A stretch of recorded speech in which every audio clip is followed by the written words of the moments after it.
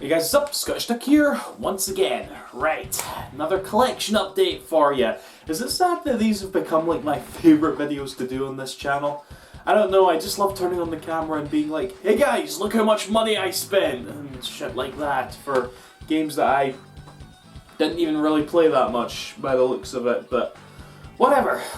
Let's have a look at them anyway, shall we? But that said though, here's one that I did play a lot. A lot of you already know about this, but Ratchet & Clank PS4. I did a whole review of this, you can go check that out if you want. Overall, pretty satisfied, but I want more. I want more Ratchet & Clank. So much Insomniac, right? And as a result, through, I guess what was like a wee Ratchet & Clank phase for me, I picked these up as well. Ratchet & Clank Size Matters and a brand new copy, which I was glad to get, of Secret Agent Clank. I like these games, okay? I like these games a lot. I've got them both on the PSP and I was very curious to try them out on the PS2, you know? And I hear mixed things about it, like, I remember a friend playing through them one time and he was telling me stuff like, you know, they didn't really port it that well. Yeah, like, what was that example he gave me? Like, Ratchet was like so close to the screen on the PS2 and like Size Matters, you know, it's like they didn't even really change that much from the PSP to PS2, so I don't know if that's going to be, but like I said, I do like these games, alright, especially Secret Agent Clank, by the way. This one gets a lot of like people not liking it. Don't know why, I thought it was fine, so yeah, that's them right there. Funny how I pick up the second version of the two PSP Ratchet & Clank games before I've even bought All for One and Ratchet & Clank Q-Force. I'll probably have to buy those at one day, but I'm going to put it off for as long as fucking possible. So, with that said, let's get into some more games here. This one right here, Knights of Azure, this is a game by Gust. A company that I quite like, or I should say I quite like for the Atelier games they do. Gust, they're pretty much well known for doing the Atelier games and the Artonel Ico games, you know, which is basically Innuendo the game, you know, that game, as far as I can tell anyway. But yeah, not too keen on that series, but I am quite keen on the Atelier games. I love gushing about those games any chance I get, right? Atelier Rorona, Atelier Maruru, Atelier Totori, Atelier Escan Logi, Atelier Aisha, Atelier, fuck, what's the new one? Those are the 5 that I've played. What's the one that just came out that I didn't play yet? I don't know, Atelier... I could say a word, but I don't want to say it wrong. But there's another one on the PS3 anyway that I've not played yet. And there's one coming out on the PS4, Atelier Sophie, I know that one. Can't wait for that, that's going to be good. But regardless, this is Gust's latest PS4 endeavour. I actually really like how Gust handles their games, you know? Or rather, I respect it, you know, because it's a very... It's a very visually unappealing game in a lot of ways. You know, it looks just like any game they would have made on the PS3. And even on the PS3, you know, Gust games are filled with a lot of very stiff animations, a lot of stuff that like looks very like poor. Like the production value wasn't very high, you can sort of tell. And it's got a really bad translation, albeit there's no English voice acting in this one at all. But for whatever reason, there's a charm that Gust games have that really shines through for me, you know? And this one definitely has it. It's funny, I was actually playing this alongside Bloodborne, because I was looking at footage for Dark Souls 3, and I was like, I kind of want that. But then I thought, wait, I have Bloodborne and I've never played it. I can't justify Dark Souls 3 without it. So I was playing Bloodborne, and I was playing this, and those are actually both sort of hack and slash games, set in a sort of like medieval, I guess like magic-infested European village, and you play as characters who are possessed by said magic or whatever, and they're generally demonic and whatnot. Except this one has lesbians, so this one kind of wins, sadly. Sorry, Bloodborne, but yeah, honestly, I am really liking this one. I've not gotten too far, but you know, as far as Gust games go, I'm enjoying it. Right. Next we have Rygar for the NES. I've heard little things about this one, you know,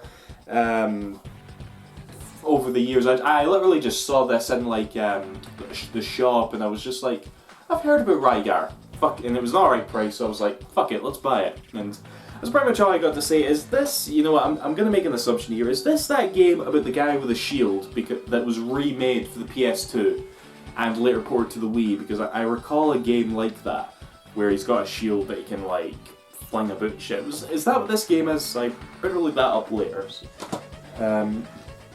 Right, now, here is my stupid purchase for this video. Shining Force CD, and yes, it cost a pretty penny, okay? It was through a combination of wanting to like build my Sega CD collection, okay, that I sort of picked this up. It's actually really annoying because I hold this in my hand and I'm going to put it up on the shelf after this video, and I'll just be so proud. I will, because I'm such a sad person. I've tied my own sense of self-worth to the size of my collection that's behind me all this time. And I've never played a fucking Shining game in my life. I've got them all. I've got Shining Force 3 on the Saturn there, that was pricey. I've got the other ones on the Mega Drive. I got like so many of the like classic Shining games. I've never fucking played one. I suck. I suck so hard. But yeah, I really do want to get around to building my Sega CD collection, like I said. That's gonna be like my 5th game for it or something. I'll keep at it. Now, here's a series of Sega games that I actually do have some experience with. Alex Kidd in Shinobi World. Now, when I say I have experience in Alex Kidd, it's mainly Alex Kidd and the Enchanted Castle for the Mega Drive, which is, I think that's what it's called. Hopefully I don't have that, hopefully I got that right. Yeah, I love that game to death, and I just sort of realised to myself, I don't own any of the Master System Alex Kidd games, and there's quite a few of them. So I'm like, right, let's put that on the to buy list, you know? So I got this one right here, Alex Kidd in Shinobi World. Like I said, there's a bunch, and it's annoying actually, because you can see the case, Alex Kidd in Shinobi World, okay? You can see the game, Alex Kidd in Shinobi World, okay? You can see the manual, Alex Kidd in Miracle World. It's funny because you go on eBay, you see hundreds of like Alex Kidd in Miracle World manuals, and I can only gather that that is because Alex Kidd in Miracle World was built into the Master System 2. You know, you'd plug in the Master System 2, you didn't have a game in it, it would boot up Alex Kidd in Miracle World. That's the only reason I can think of as to why there's so many manuals for that game on eBay. But yeah, I like my manuals, okay? I'm gutted by that. I need to complain, actually. And the last game I got right here is Star Fox Zero. It's funny, this game came out on the exact same day as like Ratchet and Clank, you know? And I completely forgot about it. All my focus was admittingly on Ratchet and Clank, but then it was like, oh yeah, Star Fox Zero as well. I'm like, oh, okay. And what do I think about this? Well, I've only played it for about an hour, and I gotta be honest, I don't have a big desire to sort of go back to it. I didn't mind the controls at first, okay? I sort of came to them quite well, to be honest, but then the Landmaster started to walk, and then I'm like, okay, I can't be arsed getting used to this, you know, I was very dismissive of it. But yeah, and like, I guess, I don't know if I'll go back to it. But regardless of that, I think it is quite shite that the game has sort of like earned the reputation that it's currently got. You know, like we waited years and we mowed constantly for a new Star Fox game, and we get something that's like, again, it's not that it's not that I want to say it's all terrible or anything. It's just that I don't think it was as good as most people wanted it to be.